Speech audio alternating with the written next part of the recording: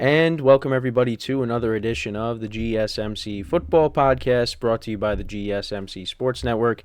As always, I'm your host, Kenneth, and it's great to have you guys here on this Monday, May 13th. We have a lot to talk about on the show today.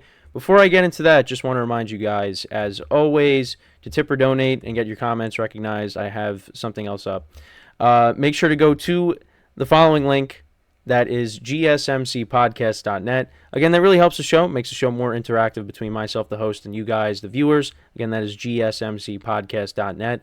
And as always, it is displayed on the ticker at the bottom of the show segment down below. So you got a little bit of a preview of what we're going to start out with, but you'll also see it based on the show segment as well. And we're going to start off the show, talk about the NFC South. I'll continue my rankings of the teams from each division post NFL draft. So we're going to talk about the NFC South today.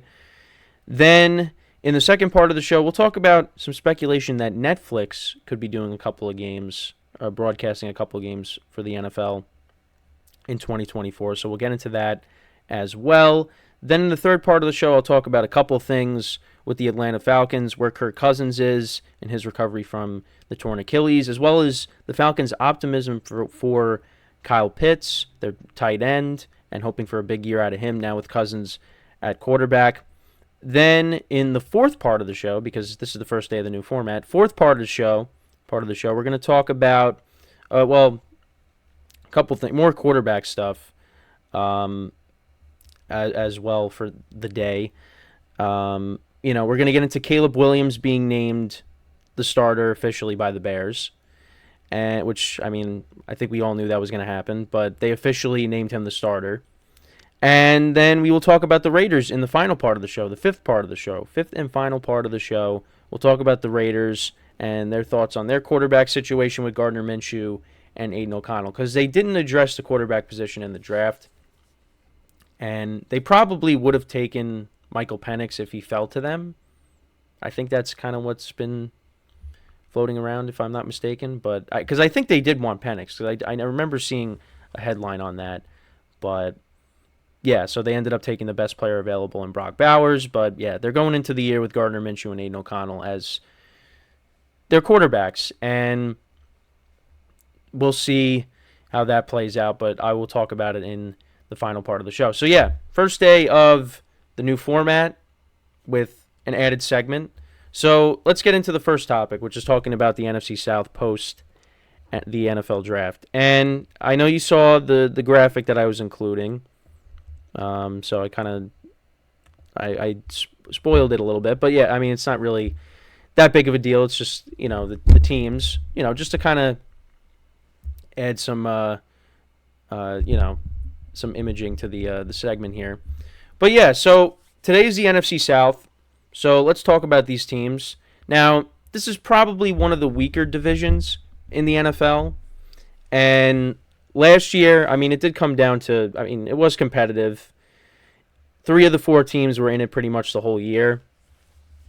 But the Bucs finished with a 9-8 record last year.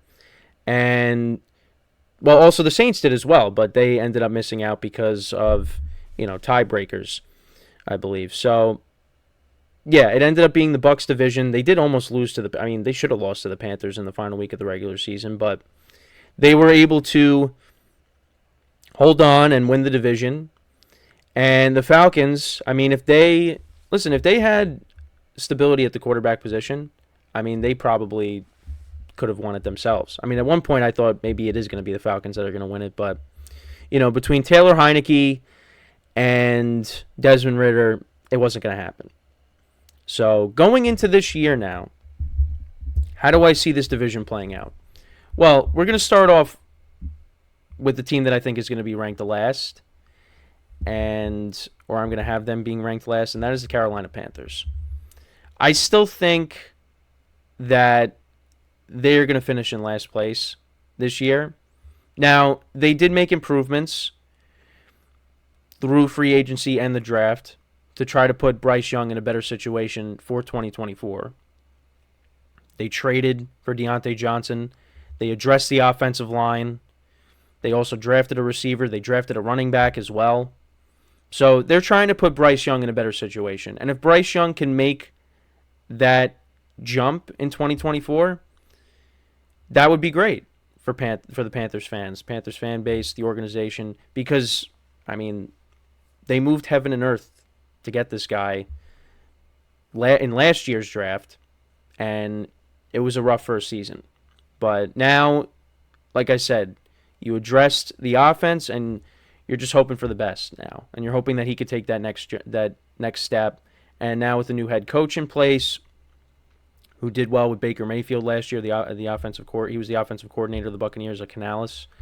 You're hoping that Bryce Young can have a better year too. But I still look at the other three teams as them being better. So I'm still going to rank them last, but I think they will be better this year. I think you will get a couple more wins out of them. Now, they're probably still not going to finish with a great record, but that's just my opinion. Then we go to the Saints. The Saints are an interesting team because they really didn't do that much in free agency. They had to let go of some guys. Michael Thomas is now not going to be there. Who's there forever? Or, well, I shouldn't say forever, but at one point he was one of the best receivers in the NFL, but injuries caught up to him. So, and the Saints, their cap situation isn't the best. And Derek Carr, and I've said this on previous shows, he finished the season strong. But is that going to carry over into next season? And now I'll kind of go through their draft because I actually really didn't talk about their draft. So they drafted a tackle, Talise Fuaga, with the 14th overall pick. I hope that's how you pronounce it.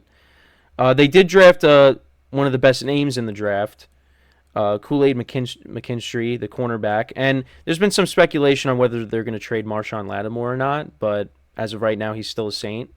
So, but they drafted him. They took Spencer Rattler in the 5th round. So they actually didn't have a 3rd or 4th round pick. I didn't realize that. So they took Spencer Rattler in the 5th round. They took another receiver, Bub Means, in the 5th round. They took Jalen Ford, a linebacker, as well. So they had 3 5th-round picks.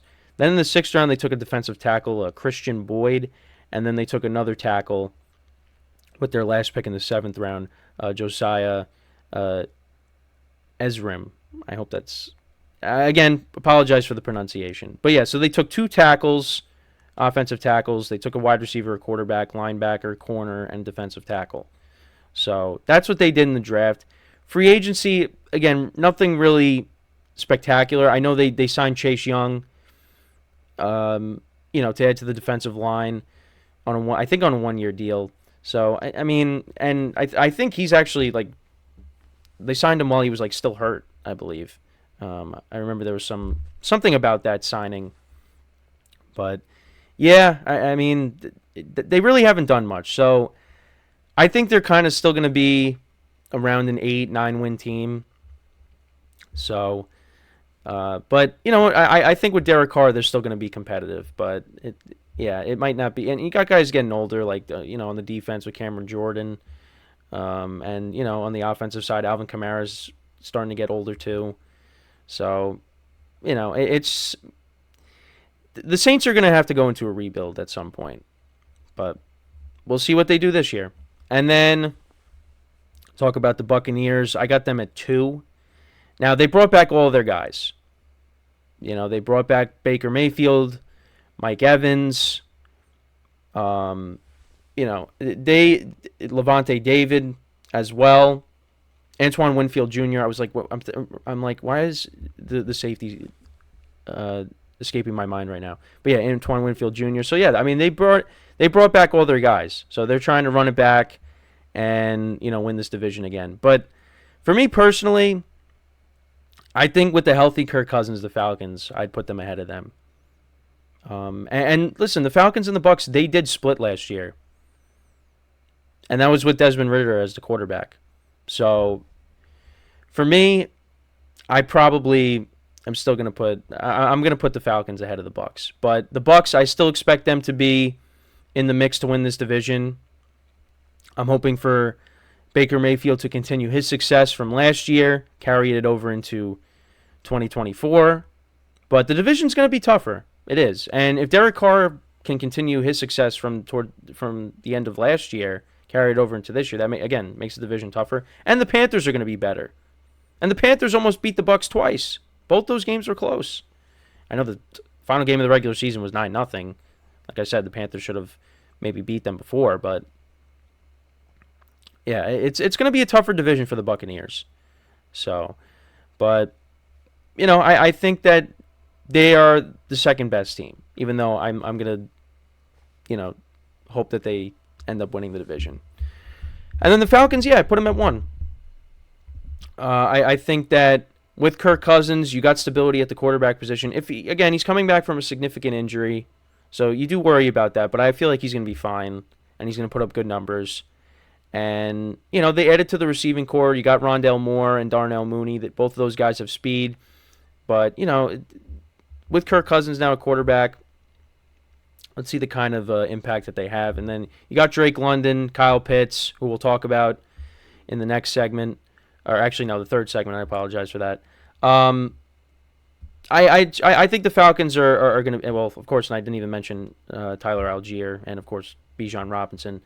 The offense is good, is solid, and I think the defense might be a little bit of an issue, but I just think for me with Kirk Cousins, if he's healthy, I think this is the best team in the division. So.